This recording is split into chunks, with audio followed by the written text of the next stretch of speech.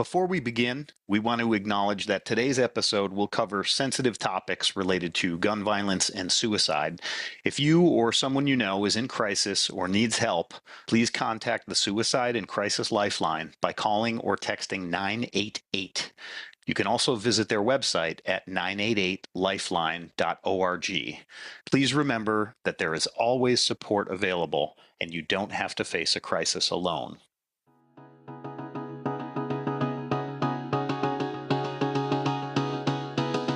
We need to seed a lot of different stories and a lot of different touch points to disrupt that overarching narrative.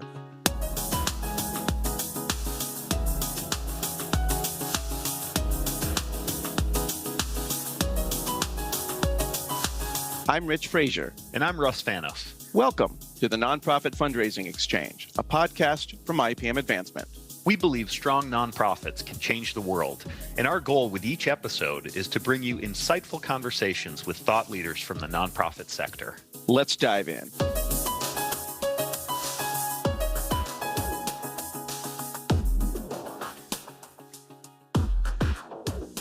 Welcome, listeners, to the Nonprofit Fundraising Exchange. I'm your host, Russ Fanoff. In today's episode, we're going to explore the power of effective messaging and storytelling when it comes to engaging donors on tough issues. What do I mean by tough issues? Well, think of things that are persistent and extremely difficult or maybe even impossible to solve. For me, two that come to mind are climate change and gun violence. There have been warning signs on both of these issues for decades. Both are now at crisis levels of impact on our daily lives. Both are politically charged, and both are extremely difficult to solve, which can make it hard to keep donors engaged over the long run. Typically, donors want to see nonprofits make progress on solving a problem. But what happens when that problem is so big that proposed solutions don't inspire consistent support? Is there a way to engage donors and other audiences to keep them active despite the magnitude of the issue? We think there is, and that is through effective messaging and the use of storytelling. Both of my guests today have decades of experience working on tough issues that present challenges in fundraising, especially as it relates to keeping donors engaged over time. So let's meet them and dive in. First, I want to welcome Brian Malty, Executive Director at Hope and Heal Fund for the past 7 years. Prior to that, he worked at the Brady Campaign to Prevent Gun Violence for over 20 years. Great to have you with us, Brian. Yeah, thanks for having me. Really appreciate it. My second guest has been on the podcast before, so if he seems recognizable, it's because it's Josh Grunowitz, founder of Odd Duck LLC. Josh is a storyteller, a writer, and a narrative strategist who recently co-authored the book Interrupting Violence. Welcome back, Josh, and congrats on the book. Thank you, Russ. Appreciate it. It's good to be back. So let's start the conversation around the work that you do, and then we'll get into some of the challenges around messaging. So Brian, let's start with you. Tell us about your work with Hope and Heal Fund on gun violence prevention. Great. Yeah. I've spent a lot of years organizing around legislation and the politics of guns, the legislation of guns. It's at the state level and the federal level, obviously very important. But somewhere along the line, when I was at Brady, I realized that the tool belt needs to be a bit bigger than legislation. And so where are the other tools in the tool belt? Let's just say, for the sake of argument, there's 20 tools in the tool belt. The traditional gun violence prevention movement has basically used one.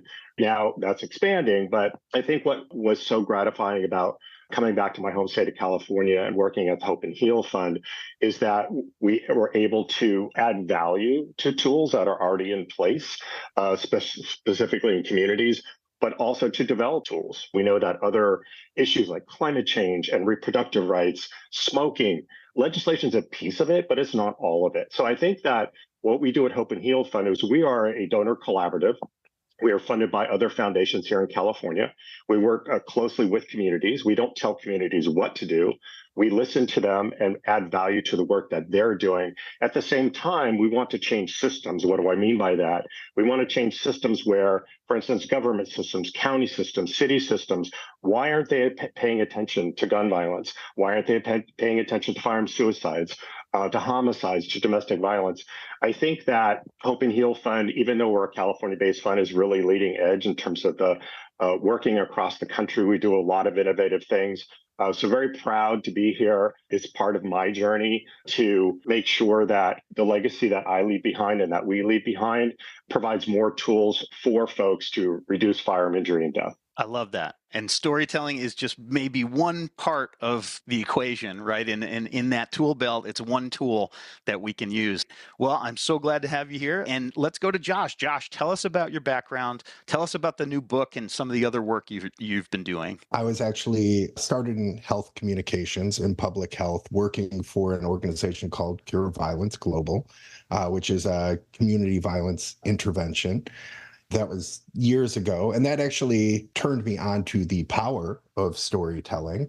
There was an evaluation done that showed effectiveness in the program, in the model. We had thought that that would help with national expansion. When the evaluation came out, crickets.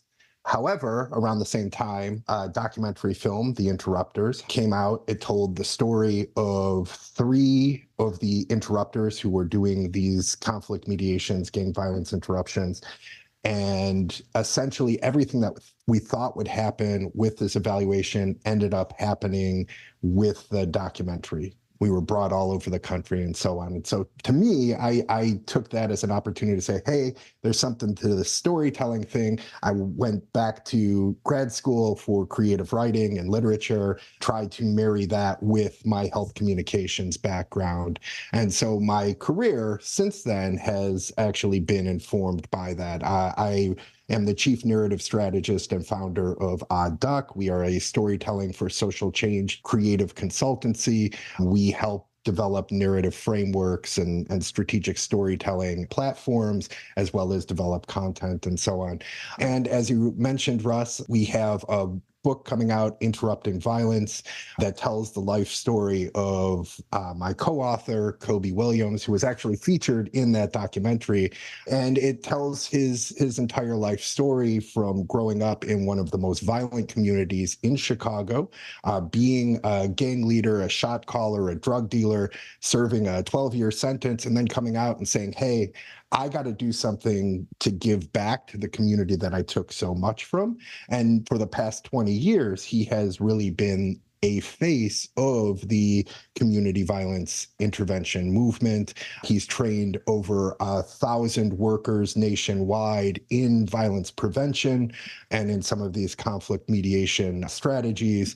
And what we did that's unique with the book is we actually, every other chapter looks at a component within the violence ecosystem, things that contribute to violence overall. So policies, to Brian's point, policies in the community that forced segregation or redlining and how that contributes to violence, schools and school systems and education. And so we look at that and we look at ways in which earlier interventions could have changed Kobe's trajectory earlier. So the book comes out July 2nd, but we're really hoping that the book itself makes impact. Awesome. Well, we've definitely got some synergies going on in this conversation already, because there's no way you can talk about community violence without talking about guns, at least in America. Well, let's start out and just talk about storytelling itself. It's a huge buzzword in marketing, especially as it relates to fundraising messaging and what nonprofits are now expected to kind of put out there for their audiences. So, Josh, I want to start with you. At a fundamental level, what are we talking about when we engage audiences with storytelling? Yeah. So Odd Duck actually takes up what we refer to as a narrative framework approach. So this is a method of strategic storytelling.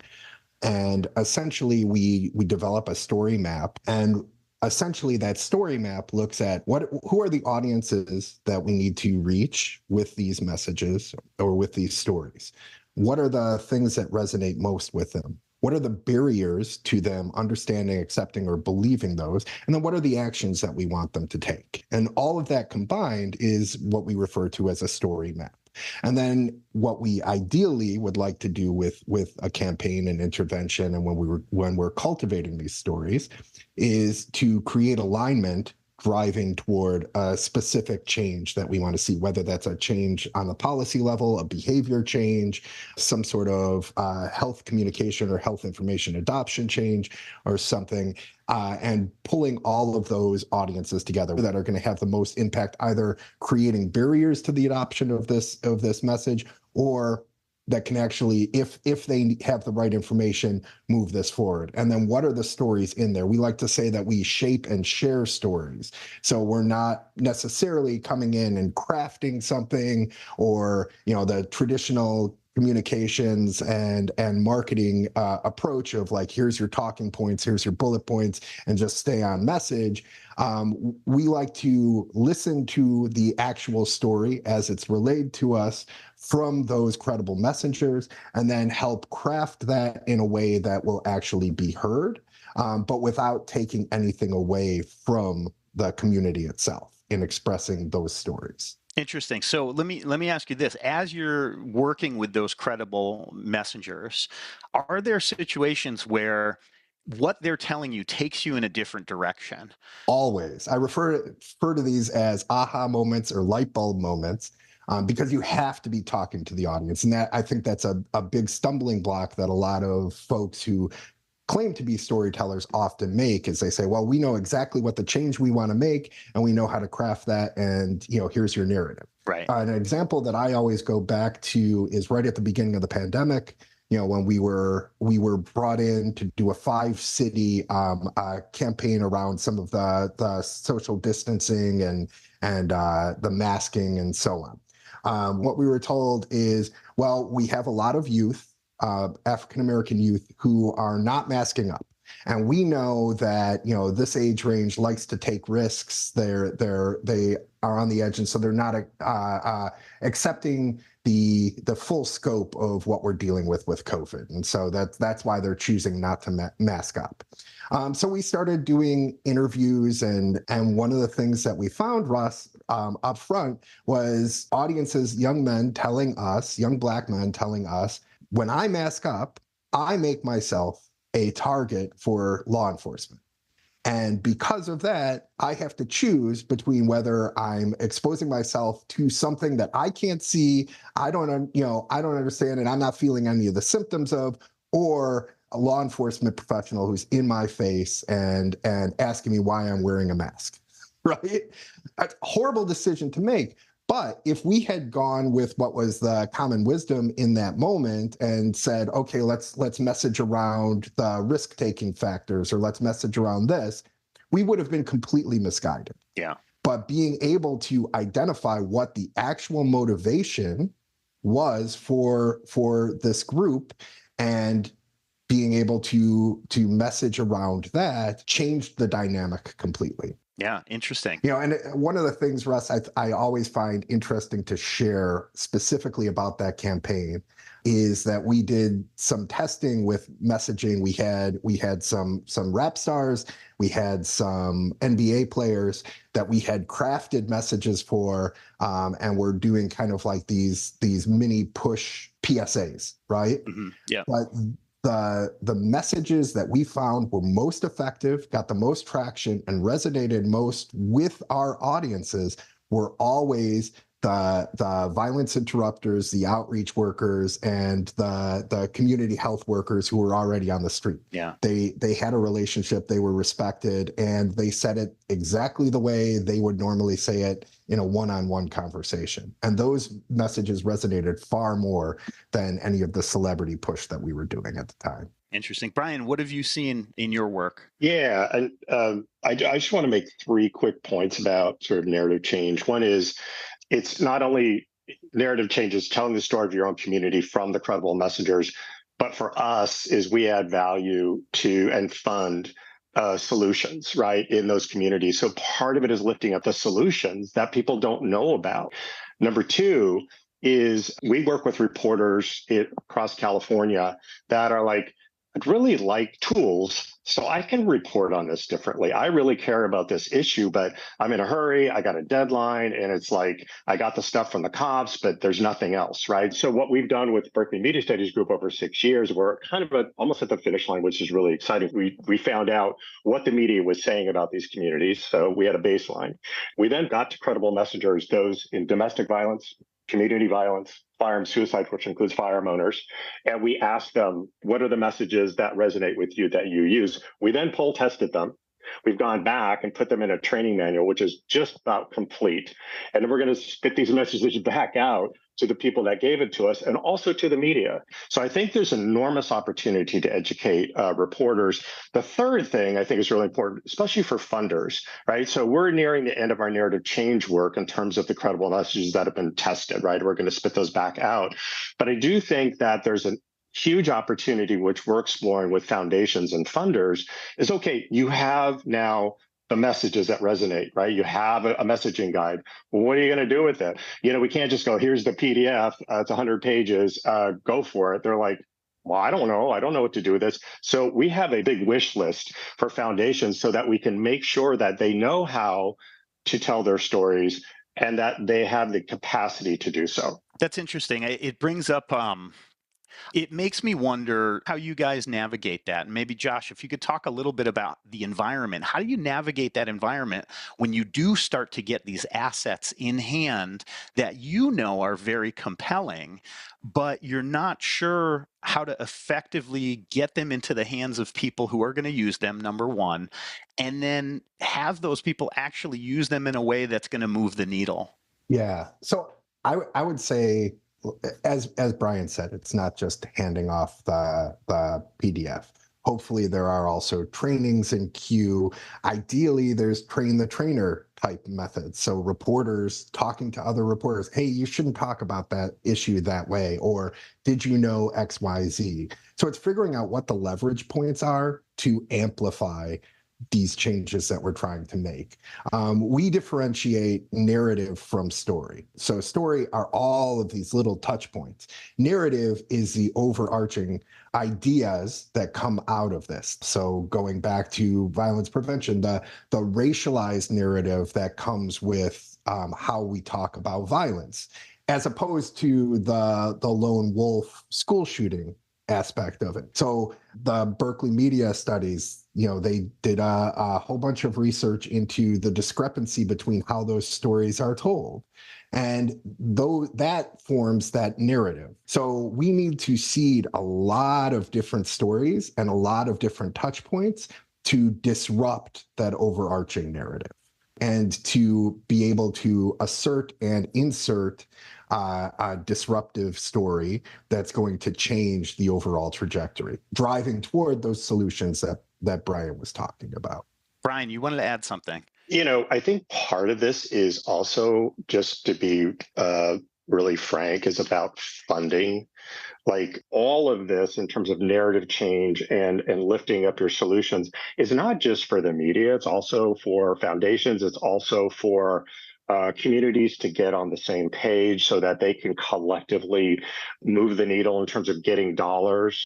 And one of the things we do at Hope and Heal Fund is there's not enough money in philanthropy, period, to really move the needle on any issue. Yeah. But what philanthropy can do and what we do is we say this: we will leverage our philanthropic dollars for greater public dollars. What we ask of you, community X or community Y, is we will help showcase a lot of strategies to you. We call it like a community hub. That's our job.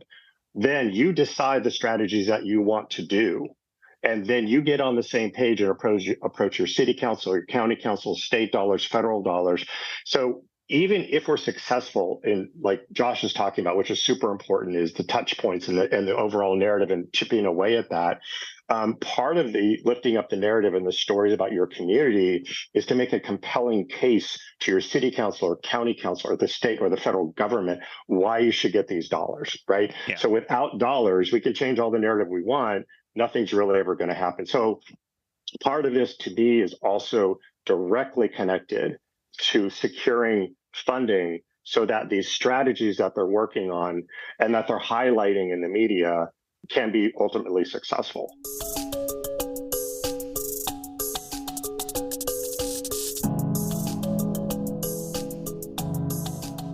Hi, this is Curtis Schmidt, producer of the Nonprofit Fundraising Exchange. If you're a nonprofit professional who has questions about your program, or maybe you feel like you've taken your advocacy, fundraising, or membership effort as far as you can and you need some fresh ideas, then we have a special offer for you today. NPFX podcast listeners can get a free 30-minute consultation with IPM Advancement, no strings attached, when you go to ipmadvancement.com/free. Just enter a few details and an IPM team member will contact you to follow up. It's that easy. That website again is ipmadvancement.com/free. Thanks for listening, and we hope to talk to you soon. Now let's return to the episode.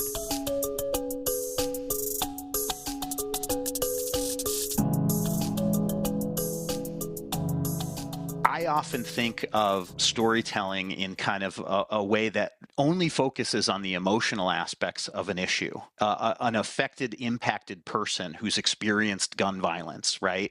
But there's also a case to be made, I imagine, for storytelling to present logical points, to present statistics in a way that's more compelling. How do you maybe combine those two, right? Storytelling from maybe the more traditional way of looking at it is about telling a person's story and their experience with a certain thing. When you have to convey stats and stuff that's kind of boring, how can you use storytelling to do that? I think that's a really crucial question. And I think our knee-jerk reaction is always to lead with the data, because the data is important. Even talking about CVI work, right? Right. So collectively, CVI work, which is community violence interventions, have reduced shootings and killings up to an average of 23%. That's a powerful stat. Yeah. But that in itself doesn't show how it works, right? However, if you have an example or can illustrate what that impact actually looks like through an individual or through multiple individuals, it gives an idea, in the audience's mind of what that actually looks like. So going back to when I was at CVG, when I was working there, the documentary was far more effective at opening doors than the evaluation. That's not to say one was more important than the other. Yeah. Because you need to know what you're doing is working. You need to figure out, even at a dosage level, how much resources do we need to put towards XYZ community to actually move the needle on XYZ solution, right? So that's imperative, that's important. But we always say that the documentary created a shorthand for people to start the conversation in a very different place. And going back full circle, Rusty, to your actual question, I think data is absolutely imperative. Yeah. But where I think we often make mistakes as communicators is we think if we just push the data, if we just push the logic, then people will make logical decisions. Yeah. And we saw throughout COVID that just wasn't true. Right. What a great example. Wasn't true. Absolutely. So being able to marry the two, to have a story that actually drives the data, shows the data, uplifts the data, spotlights the data, pulls the data off the page, that's absolutely imperative. And being able to choose those stats strategically, again, that are going to best influence your outcome, that's where the real heavy lift comes from. Because we all get attached to our stats. I'm like, oh, it's important to know this and this and this and this and this. Yeah. Maybe not in that first conversation. Right. When you dig down, the individuals within your audiences are going to be motivated by different things. That's right. A story might serve as a way to just open the door to get someone at least to pay attention. And then, if there's someone who's motivated by statistics and by logic, when you finally are able to get their attention and hold that attention for long enough so that you can present something to them that'll be individually compelling, I think that's very powerful. Brian, what are your thoughts on this? Yeah, I agree with Josh. You need more than just stats to kind of, get people to pay attention or care. However, having said that, when we look at data, right, we look at data and we feel like data should be in the hands of the locals, right? But a lot of times it's not easy to get from law enforcement. And for example, we found that the law enforcement is reporting to state authorities here in California that homicides are up, right? Lots of homicides. Then we start asking the question, have you disaggregated how many domestic violence homicides there are? Because we do know, if you're talking about the intimate partner or others, you're talking 20 to 40% of all homicides. But yet law enforcement typically reports it as these are homicides, and they're leading, we believe they're leading people to say, well, it's all gang violence, it's all community violence, and that's not true. And we're finding big discrepancies. So what we've done, right, we train and have trained and will continue to train local community advocates how to do their own GIS heat maps, right? Like, so you see those maps with all the, the clusters. So, but they need the data. So we're teaching them not only how to map the data, so they own the data, which is part of narrative change, but also if they can't get the data, we teach them how to do a FOIA request, Freedom of Information Act, how to pry that from law enforcement's hands, because law enforcement is running this narrative, which the media just eats up and says, crime's up, this is up, yellow tape, pictures of black and brown young men, in the newspaper, and it has to stop. And one of the ways for it to stop is all the stuff we talked about, but is also putting the data in the hands of local advocates so they can be more strategic about when, where, and how they're going to do these local strategies, but also to tell their own story about their own community. So we really feel absolutely critical that these sort of technological things are put in the hands of community advocates. And when we did this with a Northern California, they were like, well, I don't know about technology, I don't know. And they dove in. It's crazy what they did. It's really cool. And they are really pumped up. And so we're formulating a network that is really a beautiful addition to our narrative change work. Awesome. One thing that I've seen across the country with CVI work that piggybacks exactly off of what Brian's saying is there's often CVI, especially when compared to traditional law enforcement, is very underfunded, very under-resourced, very outmatched. And so there's this sleight of hand that's often played with the data where they look at the community impact and they say, oh, violence is up overall.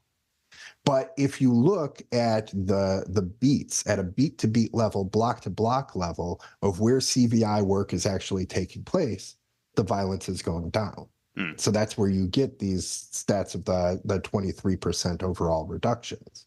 Okay, that's pretty remarkable, but that's not a story. It takes that story to be able to show that data in context. Yeah.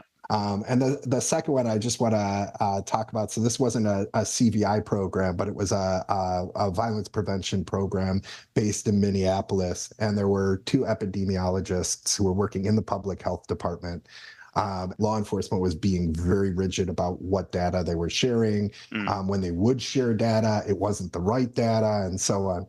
And so the epidemiologists, to their credit, they said, okay, I wish I had known about, Brian, about your project. I would have put them in touch with you. But they said, okay, well, where does the data go and who keeps all of this data? Well, it's the feds. Okay, so they both went and trained as FBI data experts so they could circumvent their local law enforcement and get access to all of that data to actually be able to create the maps. I just love the ingenuity of community-based organizations and public health workers, because that's just genius. They're like, okay, well, we'll just become feds.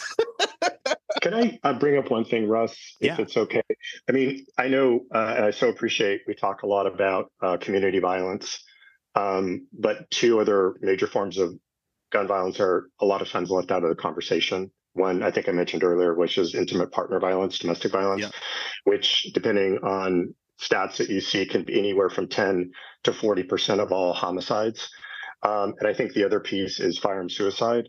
So we, coming from the traditional gun violence prevention movement, we wring our hands all the time about, like nationally, it's been 55, 60% of all gun deaths. California, it's 1 out of every 2. Colorado, it's 7 out of every 10. Yet the narratives on suicide are very tough, really super tough to push through, because there really isn't a narrative out there in the media, because you don't have reporters going to a scene saying, well, Bob Smith, died by suicide by firearm, that's not what you see. It's a very private matter.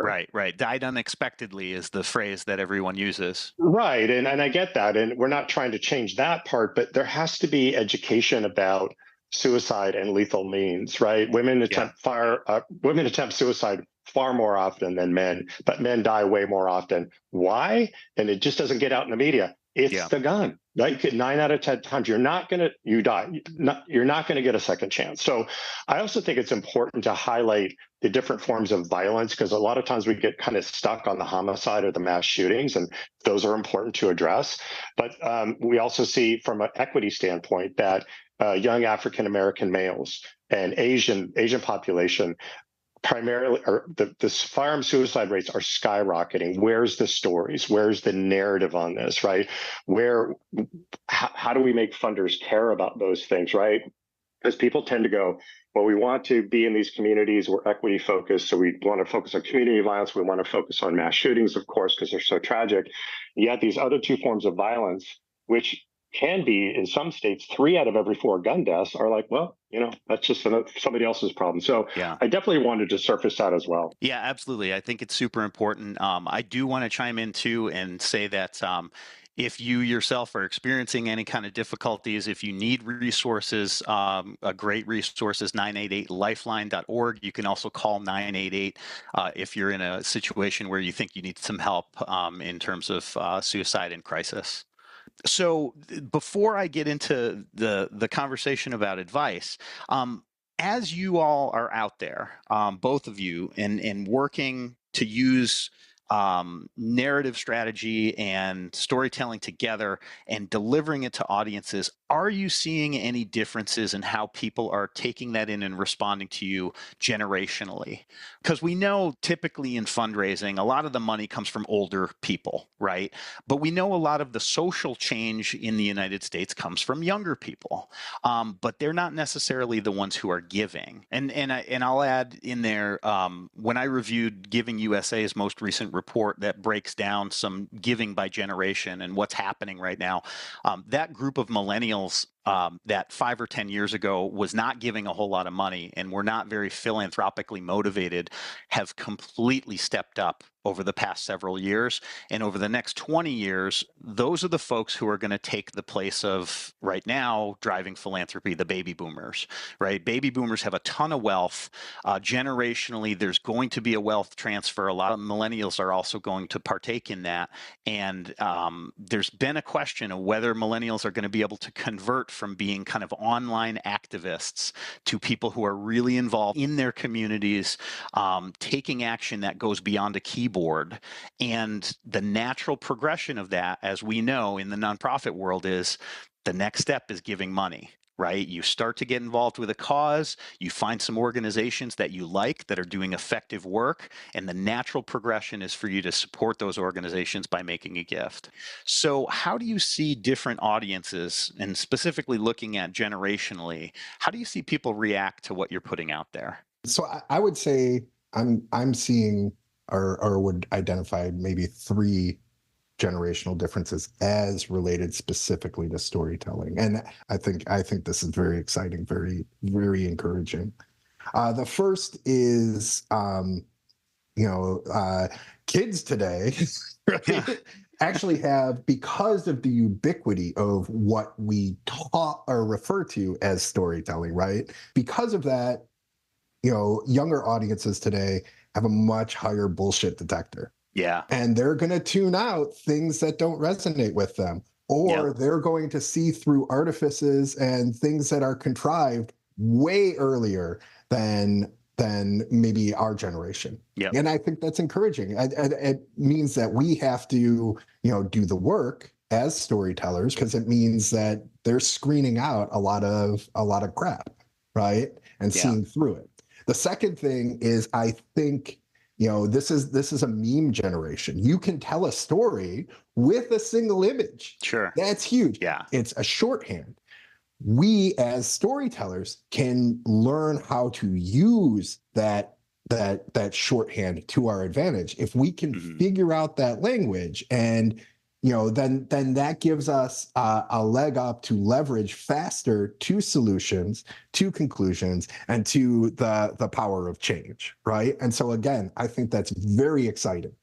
And then the third thing is, and this is true of all audiences everywhere, we want to see ourselves in the story. So we want to see ourselves either in how that impact is made, or, even if it's well without or outside of our realm of experience, we want to see, or connect. That's the power of storytelling.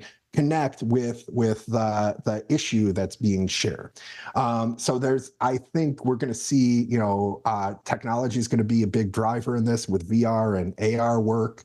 Van Jones, the TV personality, did a VR platform that they took nationally that put you in the seat of a 12-year-old African-American who has been pulled over by law enforcement who's harassing dad, right? And so you're seeing, as this 12-year-old, the experience. And they took this to Trump rallies, and it resonated with audiences. I'll send you a video that you can share with your listeners that just shows the impact of this. And I think we're going to see more of that because, again, it's a shorthand. It puts you directly into the empathy aspect of it.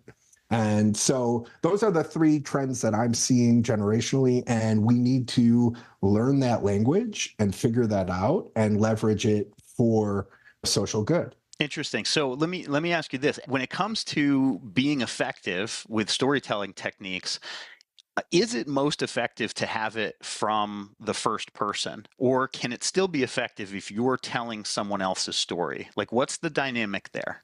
Yeah. So I am a huge advocate for first person narrative. The closer that you can get to the ground, to the area of impact, the more effective that story is going to be. Sometimes it takes a lot more patience, training, and coaching than if, I, as, putting on my writer hat, I'm like, oh, I could just knock this out. Yeah. Right? Like, yeah. But it carries a lot more weight, and it's far more effective if it comes from somebody with that lived experience. Yeah. The caveat to that, Russ, what I would say, I am an advocate for consistent, persistent consent. Meaning, just because for a gala event, an individual has shared their firsthand experience of having to rely on a food pantry and, a transitional living home, doesn't mean that they've given consent to also put that story in an appeal letter, right, and put that story in the annual report, because, everyone should have autonomy and control over their own story, and especially marginalized populations who have often had their stories stripped from them. So every time you're going to use that story publicly as an organization, get back to that client and say, hey, and you can also have in that same conversation, has anything changed in your life? Is there anything else that you want to share? Is there anything that we can update this story with? But to me, that trust issue is premium. It's crucial. Yeah. The second asterisk that I would put next to this, the second caveat, is to be respectful and to approach it with a trauma-informed lens. So it can be triggering or re-traumatizing for somebody to share your story. Mm-hmm. I think often we as communicators or development professionals, we just want to, again, get it down on paper. We know the impact that it's going to have with the audience. We know it's going to resonate with funders. But if it's not approached in a trauma-informed, human-centric way, then we're actually doing a disservice to the people that we're claiming to help. Brian, you're nodding your head. I love what Josh is saying, because I'll look, one of the things I think is super important, this is just part of, I think, trauma and healing, is that if you're going to bring somebody to a press conference highly traumatized, you need to have people there to talk with them. When we do conferences, we have people on site. There's a quiet place. There's somebody they can go talk to, because whether you're telling your story to a group at a conference, whether you're telling your story to the media, the re-traumatizing is very, very real. And again, we're not all the experts saying like, yo, you want to say something, but you're not ready. But there are definitely signs from folks that we know that we want to be very careful about that. And especially too, bringing in front of elected officials, bringing in front of funders. We have to be super careful about that, but we have to have the services, the trauma relief services on site and ready for them if they don't have access to them already. Yeah, absolutely. Awesome. Well, guys, let's talk about some takeaways. And we're also going to put a number of resources in the show notes. And anytime you're thinking about doing this work with your own organization, I encourage you to reach out to people like Josh, reach out to those folks who are doing it and they've helped other organizations, because again, you do have to be thoughtful when you go to implement some of these measures. So let's talk about some takeaways. Josh, what would you tell folks who are looking to either improve the way that they're storytelling and they're interacting with their audiences, or folks who might not have any kind of clue on even where to start? There are two things. So the first that I would want the audience to, your listening audience to understand is it's imperative to actually listen to your audience who is going to be receiving this, and just do some of that. Talk to people, talk to folks, find out, even if you're not going to go through an entire narrative framework, have some of those conversations so that you actually know your audience. Don't assume anything, because that's where we get into trouble, is we assume that, well, we know the solution that we're driving toward and we know what the problems are, so we'll know what stories to share. So that would be the first takeaway that I would want your listeners to have for us. The second would be, to that point, is like, especially when you're wearing multiple hats in a nonprofit and you're maybe handling development and communications and, plumbing when the toilet gets backed up, right? Like, even when you're in that position, don't feel like you have to change the whole narrative yourself. Like, think in terms of what are those small things that you can do to start creating a storytelling culture within your organization. To me, what the most effective storytelling work that I've seen is when everybody has an idea of what the stories are that are out there. And so programming, evaluation, communications, development, they all have their radar up, and they know the stories that are going to resonate for their audience and speak to the good work that they're doing or the issue that they're trying to change. And so taking those small steps to cultivate a storytelling culture within an organization can have tremendous impact. Great. Brian, what are some thoughts on takeaways for people who are listening? Yeah, I think for the listeners, I think it's really important for in terms of like getting funding, right, for local organizations, is to be able, like, I think Josh has talked extensively about this, is tell those stories, right, in front of funders, tell those stories in front of city council, whether it's public funding, private funding, tell the stories, make it human, humanize the community, humanize the stories, but also lift up solutions. Like, what are you working on? What are you doing? And I think it's also important too, I think I talked about this before, is we see a lot of city councils and county councils try to divide communities, saying, well, we're funding group X, even though you all want to do this. One of the things, again, it's super important. We want to make sure our job is to help community get on the same page. What's the prevention? What's the intervention? What's the trauma, healing, aftercare? What is it you want to do? Go in collectively together, because a lot of people, including foundations and public entities, will try to divide you, saying, well, there doesn't seem to be consensus here, so we're just going to not fund, or we're going to fund group X. And it may not be the best group to fund. So that's another thing. Again, back to the data, like, not just, as Josh said, you've got to combine storytelling with data, but own your data, come prepared with that. And again, I can't stress enough to be on the same page, but I also think it's important. One last thing is that this is something, when I first came to philanthropy, I'm like, well, you do gun violence reduction. They're like, I got the stiff arm from foundations, and they're like, well, stuff's going through their head is, oh my God, they're going to bring me in with the NRA. They're going to have me jumping down my throat and Second Amendment. I have gun owners on my board. We're not doing this thing. Or the polite thing they'll say is, it's not in our portfolio. So one of the things that we tell folks all across the country, community-based organizations, is you must focus not just on the lethal means. That's super important. But you also must address the root causes of violence. You must do both, marry them both.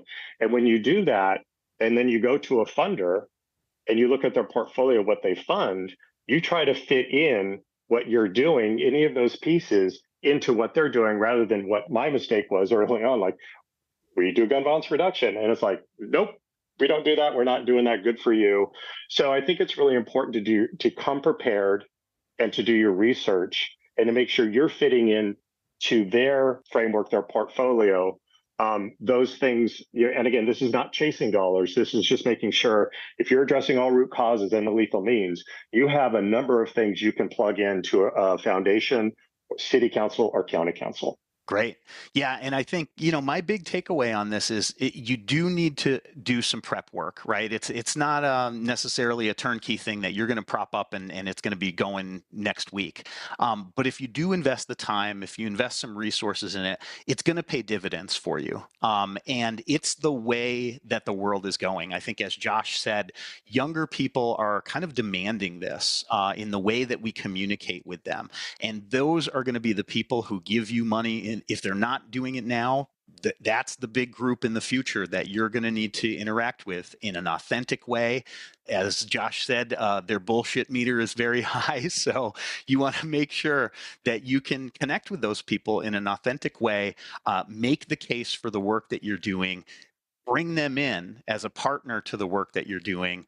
And, then from there, we can start to talk about real solutions and implementing things instead of just ideas on paper that we know will work. So awesome. Well, thank you both. Final thing before we go, where can people learn more about you and the work that you do? Go ahead, Brian, you go first. Sure. Our website is hopeandhealfund.org. So that's first off. We have a lot of resources and a lot of things on our website. So feel free to go there to find out more about us. Awesome. And Josh? Yeah. So oddduck.io is where you can learn more about our storytelling work and some of the social change work that we've been involved in. If you're interested in the book, that's interruptingviolence.com. Pre-releases are available, and the book comes out on July 2nd. Everywhere books are sold. All right. I've always wanted to say that. Awesome. That is super cool. Excellent. Well, thank you to Brian Malty and Josh Grinowitz. Thank you to our producer, Curtis Schmidt, and thank you to our listeners. 5th year now with the Nonprofit Fundraising Exchange podcast, and we just keep getting more and more people listening. It's great. We will see you next time on the podcast. Thank you so much for listening. That concludes this episode of the Nonprofit Fundraising Exchange. Thanks to our panel for sharing their insights and expertise. If you'd like to learn more about our panel members or any of the organizations or resources featured in this episode, we will include links in the show notes. If you like this podcast, we would love your help spreading the word. First, please subscribe in Apple Podcasts, Spotify, or your favorite podcast app so you always know when a new episode is released. Second, forward the episodes you like to friends and colleagues or share them on social media. Word of mouth is one of the best ways you can help us reach more nonprofit professionals like yourself. And if you use Apple Podcasts or Audible, please leave us a review. Positive reviews are how many listeners decide whether or not to try out a new podcast. We appreciate your help. For suggestions on topics, guests, or nonprofit organizations you'd like to hear on the podcast, send an email with the subject heading NPFX suggestion to contact@ipmadvancement.com. For back episodes and more resources like white papers, infographics, and blog articles, please visit the free IPM Advancement Nonprofit Resource Library at ipmadvancement.com/resources. Thanks for listening, and we'll see you next time.